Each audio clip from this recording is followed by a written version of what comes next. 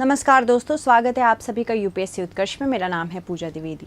UNFCCC का जो सम्मेलन है उसी के अंतर्गत होती है कॉन्फ्रेंस ऑफ पार्टीज़ 29। ये बाकू अज़रबैजान में हो रही है। बहुत सारे इंपॉर्टेंट टर्मिनोलॉजीज़ हैं जो हमें आज जाननी है, क्योंकि यूपीएससी के एनवायरनमेंट पोर्शन में इससे क्वेश्चंस ज़रूर आएंगे। इसके बैकग्राउंड के बारे में भी बात करेंगे, पर देख लेते हैं COP 29 की शुरुआत जो कि बाकू अज़रबैजान में हो रही है। 11 से 22 नवंबर 2024 तक चलेगी। और जैसे कि आप देख सकते हैं ये अज़रबैजान है। अज़रबैजान एक एशियन कंट्री है। ये बाकू है। बाकू एक पोर्ट सिटी है जो कि कैस्पियन सी पे स्थित है, तो इसको याद रखना है। पोर्ट सिटी है ये, और ये कैस्पियन सी पर स्थित है। अच्छा, एक चीज़ मैं आपको कैस्पियन सी के बारे में बता दूं। कैस्पियन सी भले ही सी के नाम से जानी जाती है, पर ये एक लेक है। इनफैक्ट ये पूरे विश्व की वर्ल्ड्स लार्जेस्ट इनलैंड लेक है। क्यों ये लेक है? नाम सी इसलिए क्योंकि इसका क्षेत्र बहुत ज़्यादा बड़ा है, बट ये लेक इसलिए मानी जाती है क्योंकि इसकी कोई ओपनिंग नहीं है। किसी ओशन में ये ओपन आउट नहीं होती है, जैसे मेडिटेरेनियन सी ओपन आउट होती है अटलांटिक ओशन में। बट इसके साथ दिक्कत ये है कैस्पियन सी के साथ कि किसी ओशन में ओपन आउट नहीं होती है। ठीक है, तो ये हमें याद रखना है कि इसकी सीमा किसके साथ साझा होती है? कैस्पियन सी के साथ होती है। अज़रबैजान एक बहुत इम्पॉर्टेंट कंट्री है और आर्मीनिया के साथ इसके हमेशा झगड़े चलते रहते हैं नागोर्नो काराबाख रीजन को लेके। नागोर्नो काराबाख को लेके तो अगर क्वेश्चन पूछा जाए नागोर्नो काराबाख किसके बीच में विवादित क्षेत्र है, तो आर्मीनिया और अज़रबैजान के लिए है। साथ ही साथ हमें ये ध्यान रखना होगा कि अज़रबैजान ने कश्मीर के लिए बहुत बार भारत का रुख नहीं देखा है, यानी कि इसे हमेशा पाकिस्तान का साथ दिया है। इस वजह से भी भारत के लिए ये ट्रिप इम्पॉर्टेंट होगी, सिर्फ COP के लिए ही नहीं बल्कि बायलैटरल रिलेशंस को सुधारने के भी पर्सपेक्टिव से। ठीक है, चलिए आगे बढ़ते हैं। वार्ता शुरू होने के साथ ही संयुक्त राष्ट्र ने चेतावनी दी है कि पेरिस जलवायु समझौते के लक्ष्य बहुत खतरे में हैं। पेरिस समझौता 2015 में हुआ था और ये समझौता COP 21 के दौरान हुआ था। पेरिस समझौते में बोला गया था कि जो प्री इंडस्ट्रियल लेवल है, यानी कि 1850 से लेके 1900 का जो काल है, इसको हम इंडस्ट्रियल एरा बोलते हैं, यानी कि औद्योगिक क्रांति वाला समय काल मानते हैं। ठीक है, तो ये इंडस्ट्रियल रेवोल्यूशन, औद्योगिक क्रांति इसी समय आई थी। इस समय औद्योगिक क्रांति इसलिए आई थी क्योंकि बहुत सारी फैक्ट्रीज सेटअप हुई थी और जीवाश्म ईंधन का उपयोग करके बहुत सारी कंट्रीज आगे बढ़ी थी। तो मानना है पेरिस समझौते का कि औद्योगिक क्रांति से पूर्व जो वैश्विक औसत तापमान था, वैश्विक औसत तापमान जो भी रहा हो, ठीक है, यहाँ हम मान लेते हैं तब वैश्विक औसत तापमान 18 डिग्री सेल्सियस था। सदी के अंत तक यानी कि 2100 तक हमको इस वैश्विक तापमान की तुलना में 1.5 डिग्री सेल्सियस से लेकर 2 डिग्री सेल्सियस तक कम ही रखना है। यानी कि या तो 16 डिग्री सेल्सियस अब का औसत तापमान रखना है या 16.5 डिग्री सेल्सियस रखना है। बट COP 21 में जो भी हमने प्रॉमिसेस किए थे वो फुलफ़िल नहीं हो पा रहे हैं। इनफैक्ट बहुत सारे लोग, तो बहुत सारे विश्लेषक ये भी कह रहे हैं कि अब ये गोल अवास्तविक लगने लगे हैं हमें। ठीक है, इसके अलावा 2024 नए तापमान रिकॉर्ड को तोड़ने की राह पर है। जब भी हमने देखा एल नीनो का साल हुआ है, स्पेशली 2016 में, 2023 में, तब वैश्विक तापमान बढ़ता ही चला जा रहा है, जिसकी वजह से हीट वेव्स भी बढ़ रही हैं। भारत में भी हीट वेव्स की वजह से इस साल बहुत सारे लोगों की मृत्यु हुई थी। संयुक्त राष्ट्र के विश्व मौसम विज्ञान संगठन ने एक नई रिपोर्ट में बताया कि 2015 से 24 की अवधि अब तक का सबसे गर्म दशक रहा है। इसके अलावा अमेरिकी राष्ट्रपति के रूप में अब डोनाल्ड ट्रंप पुनर्निर्वाचित हो गए हैं, जिन्होंने पेरिस समझौते को नहीं माना था, साथ ही साथ क्लाइमेट चेंज को एक होक्स माना था।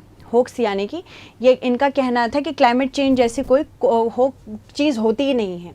जहां मुख्य ध्यान जलवायु वित्त पोषण पर सहमति बनाने का है, वहीं बिल्कुल ऐसा हो सकता है कि डोनाल्ड ट्रंप ने पहले ही पेरिस एग्रीमेंट से अपने आप को विड्रॉ कर लिया था। हो सकता है बहुत ही आराम से फिर से एक विड्रॉल आ जाए।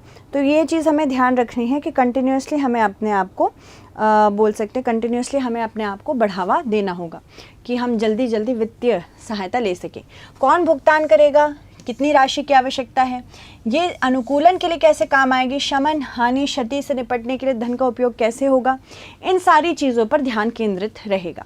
WMO के एक नए आंकड़ों से ये भी पता चला है कि वर्तमान वैश्विक तापमान पिछले 10 वर्षों के औसत से लगभग 1.3 डिग्री सेल्सियस अधिक है, जबकि एक वर्ष पहले या 1.2 डिग्री सेल्सियस था। वर्तमान वर्ष 2023 में 1.45 डिग्री सेल्सियस की तुलना में 1.54 डिग्री सेल्सियस अधिक गर्म है। दुनिया की सबसे बड़ी अर्थव्यवस्था के राष्ट्रपति चुने गए ट्रंप ने जलवायु परिवर्तन को बार बार संदेह जताया है। साथ ही साथ इससे जलवायु वित्त को बढ़ाने और इसके आसपास के नियमों पर सहमति बनाने की संभावनाएं भी प्रभावित हो सकती हैं, क्योंकि अगर मान लीजिए कोई सहमति बन भी जाए, इसके अलावा इसके अलग से भी हम देख सकते हैं डोनाल्ड ट्रंप बाद में उस सहमति को नकार सकते हैं, जो COP29 के प्राथमिक लक्ष्यों में से एक है, जिसे वित्त COP कहा जाता है। COP29 याद रखना है, इसे वित्त COP कहा जाता है, क्योंकि ये फंडिंग करेगा। किन चीज़ों की फंडिंग? मान लीजिए भारत की कोस्ट लाइन है, ठीक है, हमारे भारत की कोस्ट लाइन 7,517 किलोमीटर लंबी है। इसमें अंडमान निकोबार, लक्षद्वीप सबको लिया गया है, ठीक है। अब हम ये मान रहे हैं कि 1.5 डिग्री सेल्सियस वाला गोल अवास्तविक है, अब नहीं हो पाएगा, जिसकी वजह से हमारे आसपास के क्षेत्र में बे ऑफ बंगाल, बंगाल की खाड़ी और अरब सागर में गर्मी बढ़ेगी। 27 डिग्री सेल्सियस तक अगर गर्मी मिली तो हमको पता है उष्ण कटिबंधीय चक्रवात बढ़ेंगे। और अगर हमें अपनी कोस्टलाइन को बचाना है तो हमको अनुकूलन वित्त की सहायता लेनी पड़ेगी। अनुकूलन वित्त, और ये अनुकूलन वित्त क्या है? मतलब आप इतने पैसे दीजिए कि हम यहाँ के लोगों को किस प्रकार से चक्रवात से लड़ना है उसके लिए कैपेसिटी बिल्डिंग करने की मदद करें। साथ ही साथ इवैक्यूएशन रूम्स बनाएं, कॉरिडोर्स बनाएं, ताकि हमारे लोगों की क्षति ना हो।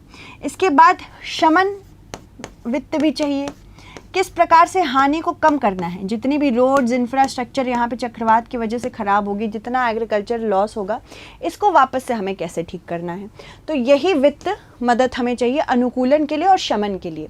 फॉसिल फ्यूल फेज आउट सबसे बड़ा इंपॉर्टेंट गोल है हमारा, क्योंकि UNFCCC रियो अर्थ समिट में जब 1992 में आया था तो सबसे बड़ा हमारे पास चैलेंज यही था कि फॉसिल फ्यूल्स को हमको कम करना है, जीवाश्म ईंधन को हमें कम करना है, क्योंकि जीवाश्म ईंधन के ही उपयोग से CO2, sulphur dioxide, nitrous oxide, methane, ये सारी चीज़ों की उत्पन्नता होती है, जिसकी वजह से हमारे वायुमंडल में जैसे ही गैसेस मौजूद होती हैं ये वैश्विक तापन को बढ़ावा देती हैं, जो कि चरम संबंधी मौसम घटनाएं करवाता है। तो यहाँ पे कब तक हमको एनर्जी ट्रांजिशन करना है, ये गैप क्यों है, क्यों देश नवीकरणीय ऊर्जा नहीं अपना पा रहे हैं, ये सारी चीज़ें भी हमें ध्यान में रखनी है। उद्देश्य यही होगा कि जीवाश्म ईंधन पर निर्भरता कम करना है, मौजूदा $100 बिलियन प्रतिवर्ष जलवायु लक्ष्य को बढ़ाना है। विकासशील देशों को दिए जाने वाले खरबों डॉलर से ज़्यादा के वादे की तुलना में मौजूदा लक्ष्य अपर्याप्त बताए जा रहे हैं। पहले $100 बिलियन की राशि में कई साल की देरी हो चुकी है। अमीर विकसित देश ऐतिहासिक रूप से सबसे बड़े ग्रीन हाउस गैस प्रदूषक है, जिसमें USA भी शामिल है।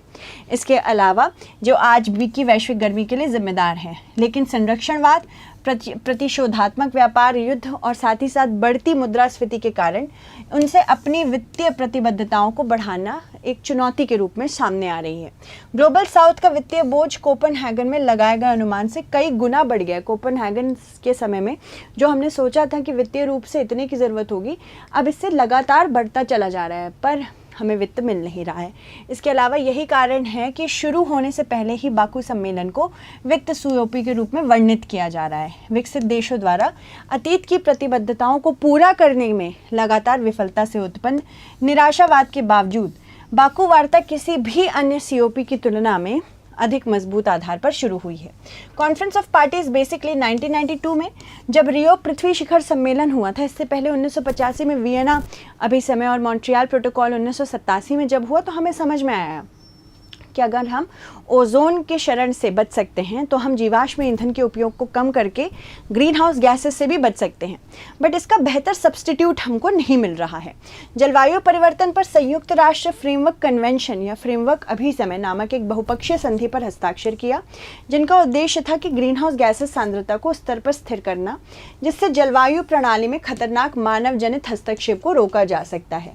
यह संधि 2 वर्ष बाद लागू हुई और तब से UNFCCC के सदस्य देश हर वर्ष अलग अलग स्थानों पर इसकी बैठक कर रहे हैं। सबसे पहली 1995 में हुई थी और ये बर्लिन जर्मनी में हुई थी। ठीक है, ऐसे क्वेश्चन आ सकते हैं, स्पेशली अगर स्टेट PCS को देखें कि कौन सी बैठक कहाँ हुई थी, तो सबसे पहले बर्लिन जर्मनी में हुई थी, COP26 ग्लासगो में हुई थी, COP27 इजिप्ट में हुई थी, COP28 दुबई में हुई थी UAE, और फिर COP29 अजरबैजान बाकू में हुई। उस युग के नीति निर्माता जलवायु परिवर्तन से निपटने के लिए एकीकृत प्रतिबद्धता में विश्वास करते थे। ठीक है, इसमें सबसे इम्पॉर्टेंट थी जो क्योटो अग्रीमेंट हुई थी 1997 में, जिसमें बताया गया था कि किस प्रकार से विकसित देश, उनके ऊपर ज़्यादा बोझ आना चाहिए अपनी प्रतिबद्धताओं को पूरा करने के लिए, क्योंकि विकासशील देश तो अब जीवाश्म ईंधन का उपयोग कर रहे हैं, विकसित देश कब का कर चुके हैं और आज की जो वैश्विक तापन है उन्हीं की वजह से है। इसके अलावा पेरिस समझौता, जिसे COP21 के नाम से जाना जाता है, जलवायु परिवर्तन पर ये कानूनी रूप, ये याद रखना है कि ये कानूनी रूप से बाध्यकारी है, यानी कि लीगली बाइंडिंग है। सितंबर 2015 में फ्रांस के पेरिस में संयुक्त राष्ट्र जलवायु परिवर्तन सम्मेलन में इसे 196 देशों द्वारा अपनाया गया था। ये 4 नवंबर 2016 को लागू हुआ। वैश्विक तापमान वृद्धि को पूर्व औद्योगिक स्तर से 2 डिग्री सेल्सियस नीचे रखने तथा 1.5 डिग्री सेल्सियस तक सीमित रखने का प्रयास था। 2100 तक ग्रीन हाउस गैस उत्सर्जन को कम करने की बात की थी। जलवायु परिवर्तन के प्रभावों से निपटने के लिए देशों की क्षमता को मजबूत करने की बात की गई थी। COP की बैठक का यही उद्देश्य है कि ग्रीन हाउस गैसेस की सांद्रता कैसे कम करें और किस प्रकार से वित्तीय और तकनीकी सहायता दें ऐसी कंट्रीज़ को जो अभी भी डेवलपिंग हैं, और ये डेवलप्ड कंट्रीज़ देंगी। कभी कभी COP के परिणाम स्वरूप नए समझौते और संधियाँ आती हैं। भारत और COP का ये रिलेशनशिप है जो कि जलवायु परिवर्तन से जुड़ी अंतर्राष्ट्रीय वार्ताओं को और समझौतों के संदर्भ में बहुत महत्वपूर्ण है। इनफैक्ट भारत ने जो अपने 3 गोल्स दिए थे, नेशनली डिटर्मिन्ड कॉन्ट्रीब्यूशन, पहला था कि 2030 तक 2005 को तुलना के रूप में अगर देखें इन दोनों वर्षों को, तो हमें GDP का 45% CO2 इक्विवेलेंट घटाना है। इससे पहले, ये तो अद्यतन गोल है, इससे पहले हमने 33 से 35% बोला था, वो हम पूरा कर चुके हैं, तो इसमें हम अच्छा कर रहे हैं। दूसरा ये था कि 50% अगर हमें ऊर्जा लेनी है तो ये गैर जीवाश्म ईंधन स्रोतों से होनी चाहिए। इसमें नवीकरणीय ऊर्जा भी शामिल है और ग्रीन हाइड्रोजन जैसी ऊर्जा भी शामिल है। तो ग्रीन हाइड्रोजन और नवीकरणीय ऊर्जा को हम इसीलिए बढ़ा रहे हैं, इसमें भी हम अच्छा कर रहे हैं, ये अद्यतन है। इससे पहले हमने 40% का रखा था। कंपैरेटिव ईयर्स यही थे कि 2005 की तुलना में हमें 2030 को देखना है। तीसरा था कि 2.5 से 3 billion metric ton carbon dioxide का अवशोषण करना है हमको। किसकी मदद से? पेड़ों की मदद से। पर इसमें भारत बहुत अच्छा नहीं कर पा रहा है। एक तो निवर्णीकरण की वजह से, साथ ही साथ जो अंतर्राष्ट्रीय स्तर पर परिभाषा है वनों की, वो भारत से काफ़ी अलग है। भारत का दृष्टिकोण यह है कि जलवायु परिवर्तन से निपटने के लिए विकसित देशों को अधिक जिम्मेदारी लेनी चाहिए, क्योंकि उनके ऐतिहासिक उत्सर्जन काफ़ी हैं। साथ ही भारत ने यह भी कहा कि विकासशील देशों को भी टिकाऊ विकास के लिए आवश्यक संसाधन और तकनीकी सहायता मिलनी चाहिए। नेट ज़ीरो उत्सर्जन के लिए भारत ने कहा है कि 2070 तक हम नेट ज़ीरो बन जाएंगे, यानी कि जितनी भी, सिर्फ CO2 नहीं, जितनी भी ग्रीन हाउस गैसेज हम उत्सर्जित कर रहे हैं हम उसे व्यापक रूप से कम करेंगे, यानी कि हम 2070 तक इसे कम कर देंगे। इसके अलावा नवीकरणीय ऊर्जा क्षमता भी बढ़ानी है। 2030 तक 500 गीगावाट गैर जीवाश्म ईंधन से ऊर्जा की तीव्रता में भी कमी लानी है। साथ ही साथ प्राकृतिक संसाधनों की सुरक्षा करनी है। ये सारी चीज़ें मैंने आपको बता दी हैं। पर जो यहाँ पे जितनी ज़्यादा प्रॉब्लम्स जगेंगी विथ रिस्पेक्ट टू गोल्स को अचीव करने में, ये डिज़ास्टर्स की वजह से हो रही हैं। यानी कि जितना हम कोशिश कर रहे हैं अपने आप को सशक्त करने में, उतना ही डिज़ास्टर हमें पीछे कर दे रहे हैं। सो आई होप आपको क्लास अच्छी लगी हो। ये हमारा क्वेश्चन है, कॉन्फ्रेंस ऑफ पार्टीज़ के संदर्भ में कथन देखें। इसका उद्देश्य ग्रीन हाउस गैस सांद्रता को उस स्तर पर स्थिर करना है था। COP2 ये गलत है स्टेटमेंट, तो प्लीज़ इसको मत देखिएगा। हम नया क्वेश्चन लेके आएंगे आपके लिए। Thank you so much everyone, stay updated.